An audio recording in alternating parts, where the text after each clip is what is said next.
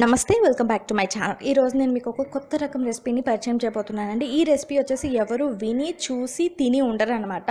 అలాంటి ఈ recipe chicken వెల్లుల్లి కారప్పొడి. ఈ రెసిపీ గురించి చెప్పాల్సి వస్తే నేను ప్రౌడ్గా ఒక విషయం అయితే చెప్పగలను. ఈ రెసిపీని ఫస్ట్ టైం ట్రై చేసింది నేనే అండ్ ఫస్ట్ యూట్యూబ్లో పెడుతుంది నేనే. అండ్ ఇప్పటివరకు ఈ రెసిపీని ఎవరూ చేసలేరు అండ్ నేనైతే ఎక్కడా వినలేదు. ఏ 5 స్టార్ హోటల్స్లో కానీ ఏ చిన్న బడ్డీలో కానీ నేను ఎప్పుడు వినలేదు, చూడలేదు. సో అలాంటి ఈ రెసిపీని మనం ఎందుకు ట్రై చేయకూడదని చేసిన ఈ రెసిపీ చాలా వండర్ఫుల్గా ఉంటుంది, చాలా టేస్టీగా ఉంటుంది. మరి ఈ రెసిపీని ఇంకా ఆలస్యం చేయకుండా ఎలా ప్రిపేర్ చేయాలి ఏంటి అనేది మీకు చెప్పేస్తాను. దానికన్నా ముందు మీరు కనుక నా ఛానల్ని ఫస్ట్ టైం చూస్తున్నట్టయితే please subscribe to my channel and పక్కన ఉన్న బెల్ సింబల్ యాక్టివేట్ చేసుకుని అప్పుడైతే నేను పెట్టే మంచి మంచి వీడియో అప్డేట్స్ అన్నీ కూడా మీకు నోటిఫికేషన్స్ ద్వారా వస్తాయి. So let's start the video. మనం ఇక్కడ ఫస్ట్ వచ్చేసి ఒక బౌల్ తీసుకున్నాను. దీంట్లో నేను చికెన్ అన్నది యాడ్ చేశాను. దీంట్లో ఇప్పుడు మనం హాఫ్ స్పూన్ అంతా అల్లం వెల్లుల్లిపాయ పేస్ట్ వేస్తున్నాం, హాఫ్ గ్లాస్ ఆఫ్ వాటర్ వేస్తున్నాము. అండ్ ఈ చికెన్ వచ్చేసి bone or boneless your wish అనమాట, ఏదైనా వేసుకోవచ్చు. హాఫ్ గ్లాస్ వాటర్ యాడ్ చేసి స్టవ్ మీద పెట్టి దీన్ని కొంచెం బాయిల్ చేయాలి. సో ఇది బాయిల్ అవుతూ ఎందుకు అంటే కొంచెం ఇది సాఫ్ట్ అని అవ్వాలి మనకి. ఇది కొంచెం ఉడికిన చికెన్ మనకు కావాలి కాబట్టి బాయిల్ చేసుకుంటున్నాము. మీరు బోన్లెస్ చికెన్ తీసుకోవచ్చు, అదైతే ఇంకా చాలా ఈజీగా ఉంటుంది మీకు. సో నేను ఇక్కడ బోన్స్ ఉన్న చికెన్ తీసేసుకున్నాను. సో ఇది మనం ఉడికిపోయింది. ఇప్పుడు ఇది చల్లారాలన్నమాట. చల్లారాక ది నెక్స్ట్ ప్రాసెస్ అనేది మనం స్టార్ట్ చేయాల్సి ఉంటుంది. సో అప్పటి వరకు మనం ఒక్క నిమిషం వెయిట్ చేసుకుంటే ఇది చల్లారిపోయిందండి. ఇప్పుడు దీన్ని ఇలా చల్లారిపోయిన ఈ చికెన్ని నేను చిన్న చిన్న చంక్స్గా ఇలా కట్ చేసుకుంటున్నాను with the helping of my hands. చిన్న చిన్న చంక్స్లా కట్ చేస్తున్నా. ఇది మనం చేత్తో ఎందుకు చేయాలి, మిక్సీలో యాడ్ చేసేసుకోవచ్చు కదా అనుకోవచ్చు. మిక్సీలో యాడ్ చేస్తే ఈ టెక్స్చర్ రాదు, అప్పుడు అది ఇంకొంచెం ఫైన్గా అయిపోతుంది. అలా ఫైన్గా అయిపోతే ఏమవుతుందంటే మనకు తినేటప్పుడు ఈ చికెన్ ఫ్లేవర్ అన్నది తెలియదు. సో ఈ రకంగా చిన్న చిన్న చంక్స్గా చేసుకున్న చికెన్ని ఒక 10 to 15 మినిట్స్ మన ఫ్యాన్ గాలి కింద ఆరిపెడితే దానికి ఉన్న ఎక్స్ట్రా మాయిశ్చర్ ఏమైనా ఉంటే అది పోతుంది అనమాట. ఈ లోపు మనం వెల్లుల్లి కారం చేసుకుందాం. దానికోసం నేను ఎండుమిరపకాయలు తీసుకున్నాను. ఎండుమిరపకాయలు అప్పుడు ఆ టేస్ట్ అండ్ హాఫ్ స్పూన్ అంతా జీలకర్ర తీసుకున్నా. ఇక్కడ వచ్చేసి ఒలిచిన వెల్లుల్లిపాయలు అండ్ ఇవి పొట్టు తీయని వెల్లుల్లిపాయలు, ఇవి ఒక 15 ఉన్నాయి, ఇవి ఒక 15 ఉన్నాయి అనమాట. 2 ఈక్వల్ హాఫ్స్ తీసుకున్నా. ఇప్పుడు ఆ వెలిచిన వెల్లుల్లిపాయలు ఎండుమిరపకాయలతో వేసి ఒక 1/2 స్పూన్ అంత నూనె వేసి 1 స్పూన్ ధనియాలు యాడ్ చేసుకుంటున్నాను. ఇప్పుడు ఈ 4 ఇంగ్రీడియంట్స్ ఈ నూనెలో మనం చక్కగా వేయించాలన్నమాట, సిమ్లో పెట్టుకొని. అండ్ ఇది వచ్చేసి ఒక కమ్మని వాసన రావాలండి. ఈ ఎండుమిరపకాయలు రంగు మారకూడదు, రంగు మారితే మనకి లుక్ అనేది కరెక్ట్గా ఉండదు అనమాట. సో రంగు మారకుండా చక్కగా వీటిని ఫ్రై చేసుకోవాలి ఒక కమ్మని వాసన వచ్చేదాకా. అలా వచ్చాక మనం దీన్ని స్టవ్ మించి తీసేసుకొని మిక్సీ జార్లోకి వేసుకుందాం. అండ్ ఈ రెసిపీలో మనం వేయించిన వెల్లుల్లిపాయలు వేసుకోవడం ఎంత ఇంపార్టెంటో పచ్చి వెల్లుల్లిపాయలు వేసుకోవడం కూడా అంతే ఇంపార్టెంట్. సో నేను ఇక్కడ తోలుతో ఉన్న వెల్లుల్లిపాయలు అనేవి వేసుకున్నాను. మీరు తోలు కట్ చేయకూడదండి, ఆ పొట్టుతోనే వేయాలి రిమైనింగ్ 15. అప్పుడైతే ఆ వాటర్ కంటెంట్ అనేది తక్కువ వస్తుంది అనమాట. అప్పుడు స్టోరేజ్ అనేది ఎక్కువ ఉంటుంది, మనకి ఎక్కువ రోజులు ఉంటుంది.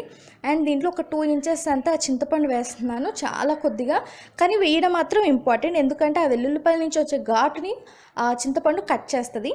సో నెక్స్ట్ వచ్చేసి ఉప్పు వేసాను ఈ రెసిపీకి సరిపడినంత. సో వెల్లుల్లిపాయలు పొట్టుతో ఉన్న వేయడం ఇంపార్టెంట్ అండ్ చింతపండు ఇంపార్టెంట్. ఇప్పుడు ఇవన్నీ కూడా మనం పౌడర్ చేసుకోవాలి. మీన్వైల్ నాకు ఇవి కొంచెం డ్రై అయిపోయినాయి. ఇప్పుడు చికెన్ డ్రై అయిపోయాక దాంట్లో కారం అండ్ ఉప్పు నేను కొంచెంగా యాడ్ చేసుకుంటున్నాను. సో ఇప్పుడు ఈ కారం ఉప్పు యాడ్ చేశాక దీంట్లో ఉప్పు వేస్తున్నాను. ఉప్పు వేసేసుకున్నాక దీంట్లో మనం బియ్యపిండి అన్నది యాడ్ చేసుకుంటాం. ఈ రెసిపీలో ఓన్లీ బియ్యపిండే వేయాలండి. బియ్యపిండి ఒక 2 స్పూన్స్ వేస్తున్నాను. మీరు ఇంకా మైదా వేసుకోవద్దా లేకపోతే కార్న్ఫ్లవర్ వేసుకోవద్దా అలాంటి ఏమి అనుకోవద్దు, ఓన్లీ ఇది ఒక్కటే వేయండి. వేసి ఇలాగా మిక్స్ చేస్తే ఏమవుతుందంటే దానికి ఉన్న ఎడిషనల్గా ఏదన్నా తడి ఉంటే అదంతా పోతుందన్నమాట. ఇలాగా మనం కలుపుకుంటే తడంతా పోయి ఇది ఇంకా పొడిగా తయారవడానికి హెల్ప్ చేస్తుంది. అండ్ ఇది ఎందుకు వేసినామంటే దీంట్లో ఉన్న కొన్ని క్రంచీనెస్ వల్ల చికెన్ తినేటప్పుడు మనకు తెలుస్తుంది కాబట్టి. అండ్ దీన్ని ఇప్పుడు ఒక ఫిల్టర్లో వేసి నేను జల్లించుకుంటున్నాను. ఇలా జల్లించడం వలన మనం పొడిగా అంటే వాటర్ ఏం యాడ్ చేయలేదు కాబట్టి ఆ బియ్య పిండి అనేది కొంచెం పొడిగా ఉంటుంది. ఆ పొడి అంతా కూడా ఇలా ఫిల్టర్లోంచి మనకి కిందకు వచ్చేసి మనం ఆయిల్లో డీప్ ఫ్రై చేస్తామన్నమాట. ఇప్పుడు దీన్ని అలా చేసినప్పుడు మనకి ఆయిల్ అనేది డ్యామేజ్ అవ్వకుండా ఉంటుంది కాబట్టి ఈ రకంగా మనం చేసాం. సో ఇప్పుడు నేను చికెన్ని ఇందులో వేసేసుకొని ఏదైతే చంక్స్లో చేసామో అది ఆయిల్లో వేసుకొని డీప్ ఫ్రై చేస్తున్నాను. సో ఇది కూడా మంచిగా క్రిస్పీగా ఫ్రై అవ్వాలన్నమాట. ఫస్ట్ ఇది ఆయిల్ నుంచి తీసినప్పుడు కొంచెం క్రంచీగా ఉంటుంది. లేటర్ ఆన్ ఒక 1.5 అవర్ 2 అవర్స్ అలా అయ్యే కొద్దీ ఆ క్రంచీనెస్ అన్నది తగ్గిపోయి చికెన్ తిన్న ఫ్లేవర్ అన్నది వస్తుంది. సో నేను ఇక్కడ వెల్లుల్లిపాయల కారం రెడీగా పెట్టుకున్నాను. ఇప్పుడు దీన్ని ఒక బౌల్లోకి కలెక్ట్ చేసుకుంటున్నాను నేను. సో ఇది కలెక్ట్ చేసుకునే లోపు నాకు చికెన్ అన్నది కూడా చక్కగా ఫ్రై అయిపోయింది. ఇప్పుడు ఈ ఏదైతే మనం వెల్లుల్లి కారం తీసి పెట్టుకున్నామో దాంట్లోకి ఈ చికెన్ని మనం ట్రాన్స్ఫర్ చేసుకుందాం. సో చికెన్ చూసారు కదా ఇలా క్రిస్పీగా అయిపోతుంది. కానీ ఒక 1 అవర్ దాటిన దగ్గర వెంటనే తింటే బాగా కరకరలాడుతుందండి. ఒక 1 అవర్ దాటిన దగ్గర నుంచి మనకి అంత క్రంచీనెస్ ఉండదు. లేటర్ ఆ క్రంచీనెస్ అనేది తగ్గిపోతుంది. సో ఇప్పుడు ఇది ఇలా బాగా మిక్స్ చేసేసుకోవాలి. ఇది పొడిలాగే ఉంటుంది. ఇది ఇంకింతేనండి, ఈ రెసిపీ అనేది ప్రిపేర్ అయిపోయింది. చికెన్ వెల్లుల్లి కారం పొడి ఈజ్ రెడీ. అండ్ దీంట్లో వచ్చే మంచి ఆ వెల్లుల్లిపాయల కారం ఫ్లేవర్ మనకి అక్కడక్కడ చికెన్ తగులుతూ కూడా చాలా టేస్టీగా ఉంటుంది. దీన్ని కనుక వేడివేడి అన్నంలోకి మనం సర్వ్ చేసుకున్నామంటే ఎక్సలెంట్గా ఉంటుందన్నమాట. అండ్ దీన్ని నెయ్యి ఇడ్లీతో తింటే కూడా చాలా బాగుంటుంది. ఆ నెయ్యి కమ్మదనం ఆ ఇడ్లీకి ఇది మనం చాలా అసలు చెప్పలేమండి. అది తింటే కానీ ఆ టేస్ట్ అనేది మీరు ఎంజాయ్ చేయలేరు. వేడన్నంలోకి బాగుంటుంది, నెయ్యి ఇడ్లీలోకి బాగుంటుంది, క్రిస్పీ దోశలోకి అయితే పర్ఫెక్ట్గా సూట్ అయిపోతుంది. చాలా బాగుంటుంది రెసిపీ. అండ్ దీన్ని ట్రై చేయండి. చాలా ఈజీగా ఉంటుంది, చాలా ఈజీగా చేసేసుకోవచ్చు, టేస్టీగా ఉంటుంది. అండ్ ఎప్పుడైనా మనం ట్రావెలింగ్కి వెళ్ళినప్పుడు ఏమన్నా ఇలా కారపొళ్ళు కానీ పచ్చళ్ళు కానీ తీసుకెళ్తారు. అందులో దీన్ని కూడా ఇంక్లూడ్ చేసుకోవచ్చు. ఇది కూడా మనకి 15 to 20 days హైజెనిక్గా కనుక దీన్ని మనం తడి స్పూన్స్ అవి పెట్టకుండా అలా హైజెనిక్గా యూస్ చేసుకుంటే 15 to 20 days బయట ఉన్నా కూడా ఇది చాలా ఫ్రెష్గా ఉంటుంది. బికాజ్ మనం దీన్ని బాగా వాటర్ ఏం లేకుండా మనం దీన్ని ఫ్రై చేసుకున్నాం కాబట్టి ఇది మనకి స్టోరేజ్ కూడా చాలా ఈజీగా ఉంటుందన్నమాట.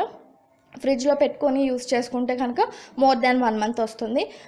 చాలా ఈజీగా ఉంటుంది, టేస్టీగా ఉంటుంది, స్టోరేజ్గా కూడా మనకి అన్నిటితో పోల్చుకుంటే బెటర్గా ఉంటుంది. కాబట్టి ఈ రెసిపీని మీ అందరూ తప్పకుండా ట్రై చేసి ఎలా ఉంది ఏంటని కామెంట్ సెక్షన్లో చెప్పండి. సో మా రెసిపీస్ కనుక మీకు నచ్చినట్లయితే please subscribe to our channel and please follow us on Instagram on the name of Vantinti Chefs Canaan. That's all for today. Signing off by Vantinti Chef.